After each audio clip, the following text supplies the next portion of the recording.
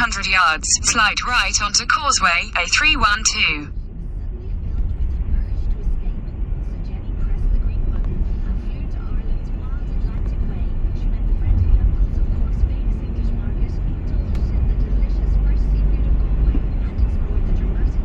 Take the next right onto causeway A312.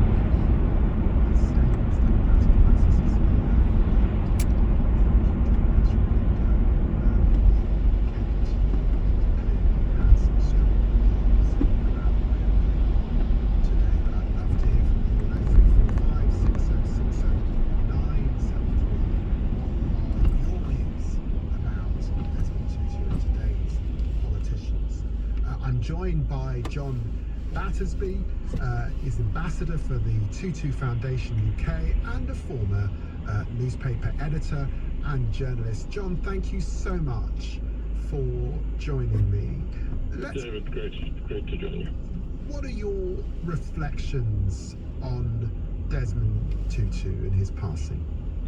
Well, I think one of the most profound things, I've been asked several times, why was he so much more passionate and focused in the anti-apartheid struggle than many other leaders? And there's a very interesting anecdote there where, going way back into the many decades ago, his mother, he lived, Archbishop Tutu then lived in a black township called Munsibel in South Africa, and he was walking through the township with his mother, and Archbishop Trevor Huddleston, who was a well-known British anti-apartheid priest, slowed down and doffed his hat to his mother, which was the first. In a quarter of a mile, at Wagoners Roundabout, take the second exit onto the Parkway A312.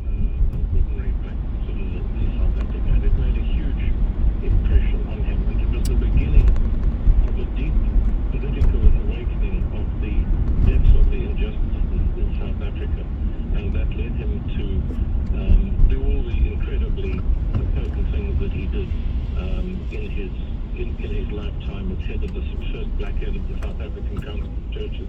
And of course, as you mentioned earlier, he shamed world leaders such as Reagan and Thatcher and so forth by supporting the global boycotts, economic boycott and financial boycott against South Africa, whereas they were, continuing to deal with apartheid South Africa as though it was Exit the roundabout onto the Parkway. Continue on the Parkway for 1 mile. He did sort of shame and snooker, if you like, leaders like Thatcher and Reagan who were against sanctions. But he did that because in part he was able to go over their heads and reach their populations very successfully, sort of appeal to the hearts of the people. But of course, you as a South African yourself, I mean, how did he manage to do that in an era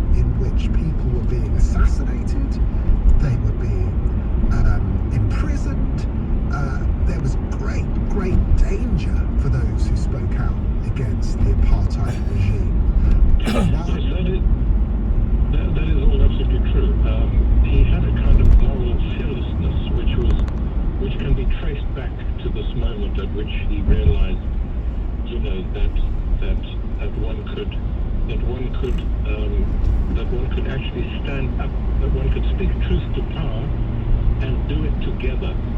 So that was one of his famous quotes, meaning that, there was nothing you could not achieve if you did it as a collective. And he was fearless in terms of what he knew was right. And that, of course, speaks to his, deep religious belief. Although, he never limited his religious belief to a denomination, to Anglicanism. He was, In a quarter of a mile, at Cranford Parkway interchange, take the second exit onto the M4 slip road to Heathrow Airport, M25. To unite people behind that. But he had this deep belief of what was right, and he motivated people, as you say, above the head of leaders. He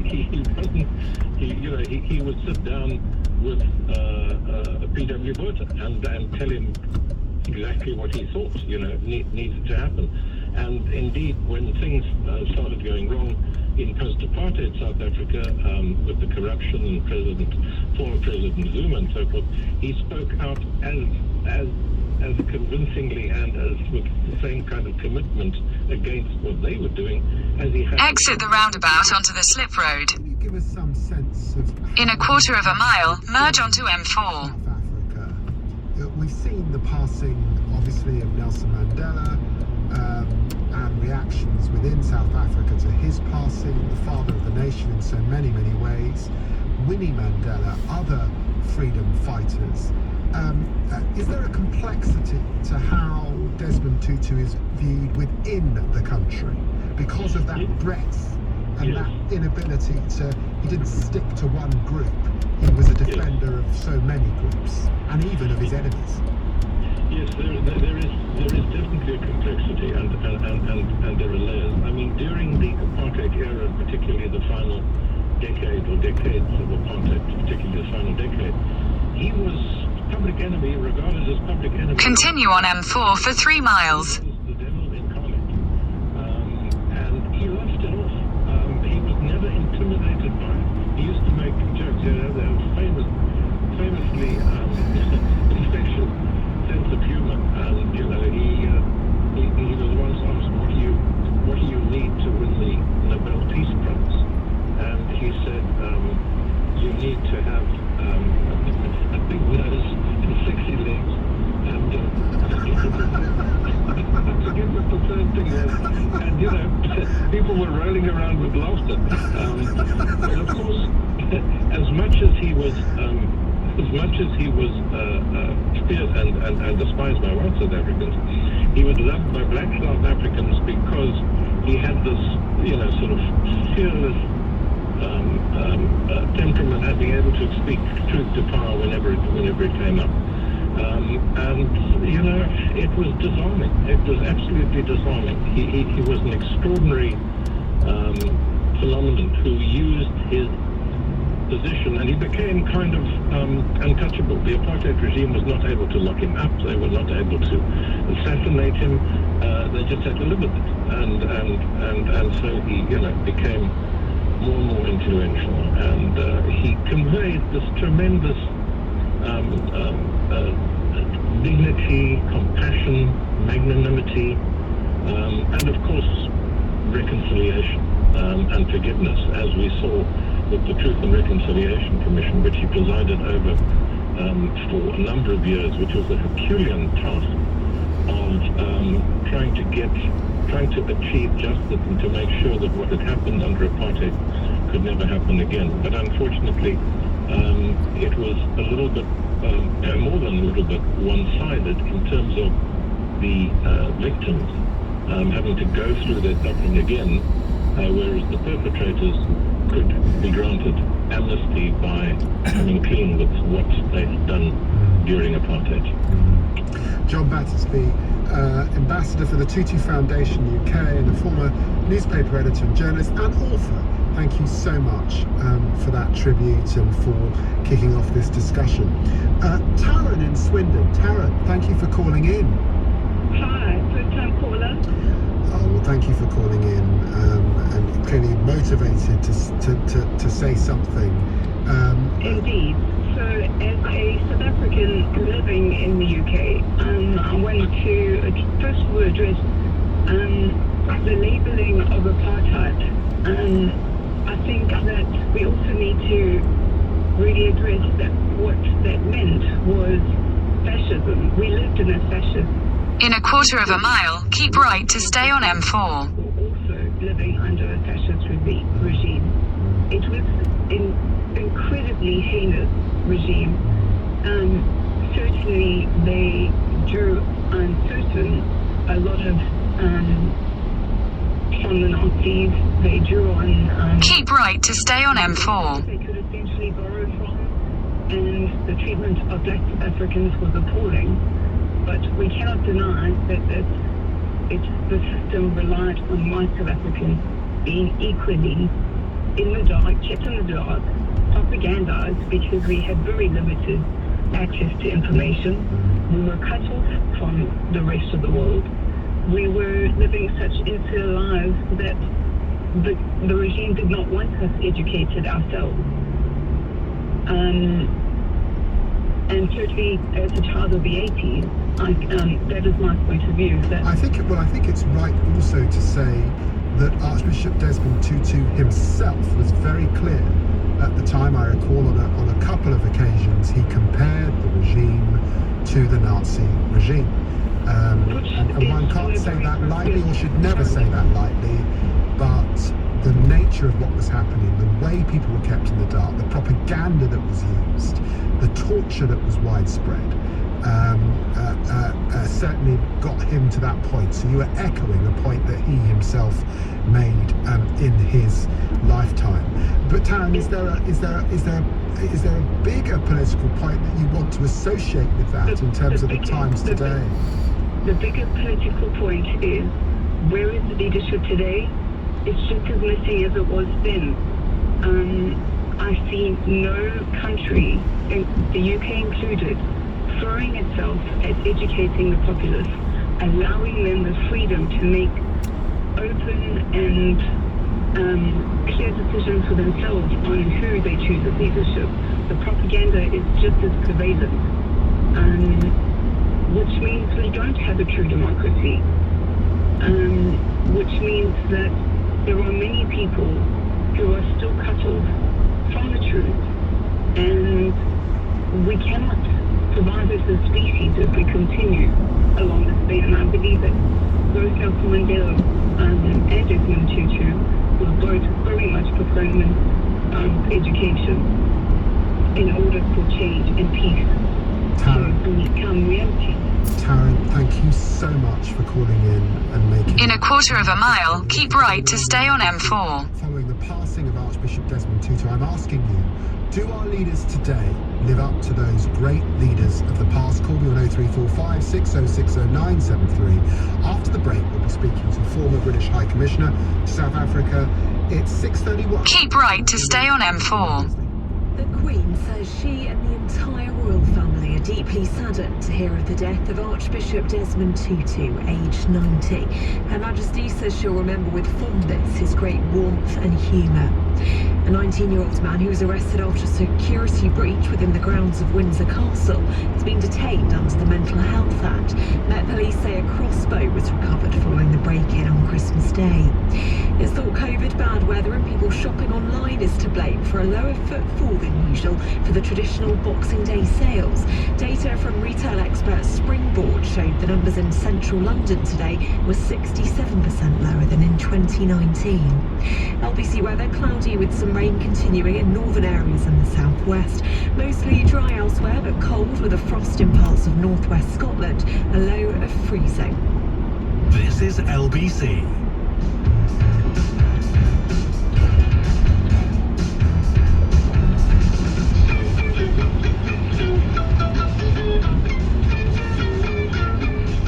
If you're struggling to get your instrument to perform in the moment, do something about it without the awkward conversations or silences.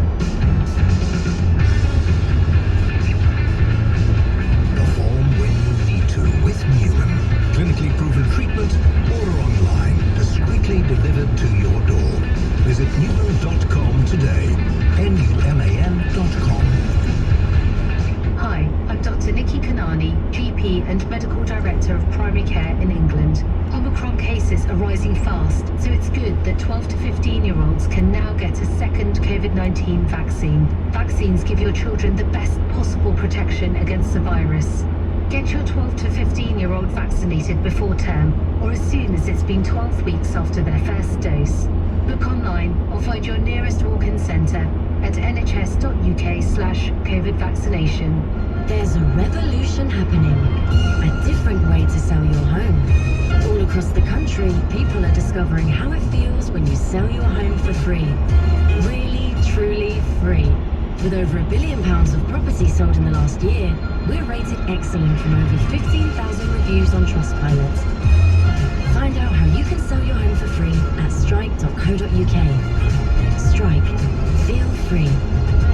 The verification is at strike.co.uk/more. It was just another day in another week for Jenny.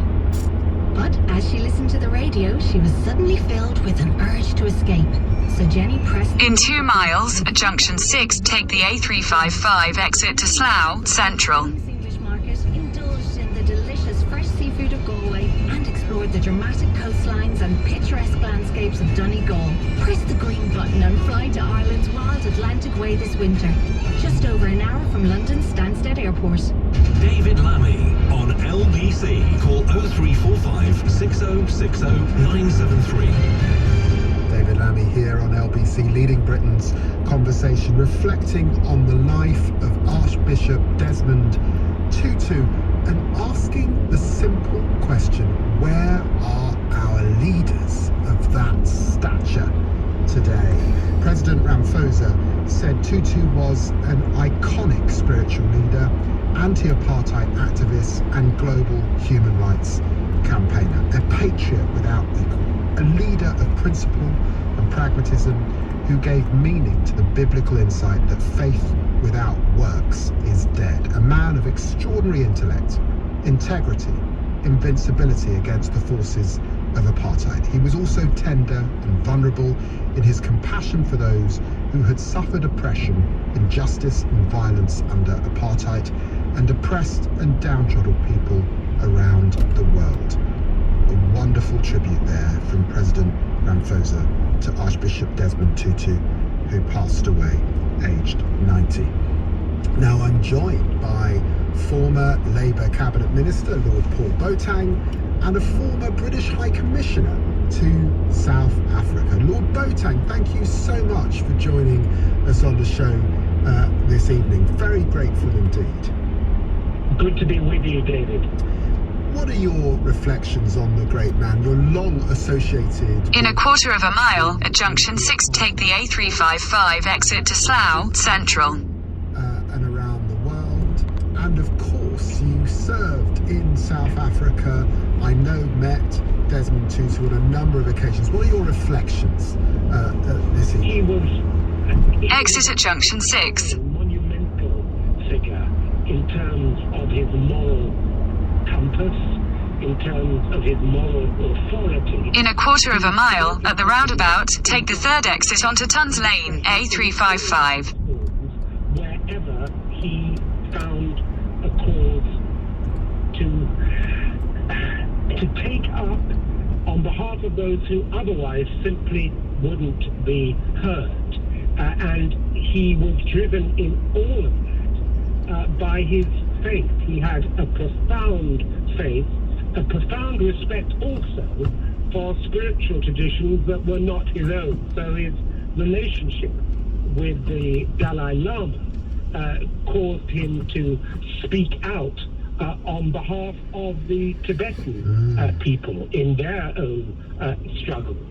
So a really towering figure, and one who leaves a great gap, and not just in South Africa's national life, but I think globally. I mean, Lord Boateng, we can look back on the evils of apartheid, and in some ways here as we move into 2022, it's almost easy to look at it and the evils of it and conclude that inevitably... Exit the roundabout onto Tons Lane. But No. Far from it. I first met Desmond Tutu In a quarter of a mile, turn left towards Sippenham Lane. I went at the request of the General Secretary of the World Council of Churches and Oliver Tambo, the President of the ANC. I met him at the height of the state of emergency. We were in church together, a great church called Regina Mundi, in the heart of Soweto. David, the church was rung around with armoured cars. The police had erected barbed wire barriers in an attempt to try and stop people. Turn left towards Sippenham Lane. A young man, I'll never forget it as long as I live, who was a church steward, was arrested for giving out Continue for 1.5 miles. and the order of service. I saw that with my own eyes. I went down to the police station with Bishop Hurley, who was a close friend and associate of the Archbishop, whilst the Archbishop was actually preaching to try and get him out of that police station. We failed. And it seemed at that time that apartheid was impregnable, that nothing could be done to bring it down. And yet such was the courage of this man that he stood out against those forces. He became a rallying point for the struggle within South Africa, but also externally. And it was that struggle in South Africa and globally, that solidarity which the Archbishop helped generate, that brought apartheid down at the end. But his contribution to that, and also and importantly, his contribution thereafter to the Truth and Reconciliation Commission, to a peaceful resolution of South Africa's woes and conflicts. That is his lasting legacy. Of course, when we think of South Africa, we're thinking of, you mentioned Oliver Tambo, there's Walter Sisulu, there's Joe Slovo, Winnie Mandela, this huddle of many people, many of them imprisoned. The Archbishop wasn't imprisoned, so he had this central role in persuading the world and letting the world see what was going on in South Africa, and of course continued to play that human rights role after apartheid fell. He did, and I think it's worth remembering, David, that he continued to speak out and to tell uncomfortable truths. And he did that in the South African context when he spoke out against corruption within South Africa, when he spoke out initially against a failure on the part of the South African government post-liberation to take a stand against AIDS in that country when AIDS was rampant. You know, Desmond Tutu spoke truth unto power, whatever the cost, whatever the personal price that he had to pay. And you know what the Truth and Reconciliation Commission, which of course he led, revealed was the extent of the dirty tricks that were played by the South African government against him, against the South African Council of Churches, against all people of goodwill who were fighting the system. And he withstood that. So he was threatened on numerous occasions. There were many people who wanted to kill him. So he had immense physical as well as moral courage. We need that today, don't we, David? We do, and I was going to ask you that to end with. Where are those leaders today? You've served at the highest levels here in the UK. You've worked overseas, certainly in the continent of Africa. What's your assessment of where leadership of that caliber is in the world today? Well, we have globally, I think, a vacuum of leadership. And the world has, to a certain extent, I'm afraid,